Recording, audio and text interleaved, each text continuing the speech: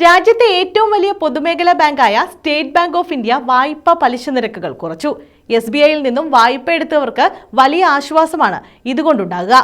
ബാങ്കിന്റെ external benchmark based lending rate നിലവിൽ 8.90%. ഇത് 8.65%-ആയാണ് കുറച്ചത്. SBIയുടെ പുതുക്കിയ നിരക്കുകൾ പ്രാബല്യത്തിൽ വന്നു. RBI തുടർച്ചയായ രണ്ടാം തവണയും റിപ്പോ നിരക്ക് കുറച്ചതിന് പിന്നാലെയാണ് SBI വായ്പ പലിശ കുറച്ചിരിക്കുന്നത്. നിലവിൽ റിപ്പോ നിരക്ക് 6.25%. 4 ദിവസത്തിനുള്ളിൽ 0.50 ബേസിസ് പോയിന്റ് പലിശയാണ് RBI കുറച്ചത്.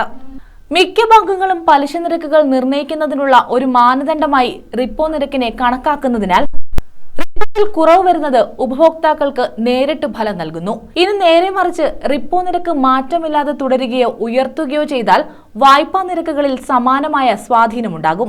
SBIയുടെ MCLR നിരക്ക് ബാങ്ക് ഉപഭോക്താക്കൾക്ക് ഈടാക്കുന്ന ഏറ്റവും കുറഞ്ഞ പലിശ നിരക്ക് മാറ്റമില്ലാതെ നിലനിർത്തിയിട്ടുണ്ട്. SBIയുടെ 1 വർഷത്തെ MCLR 9%, 3 വർഷത്തെ MCLR 9.10%.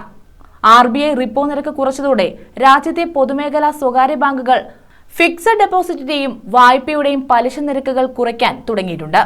ന്യൂസ് ബ്യൂറോ, കൊല്ലം.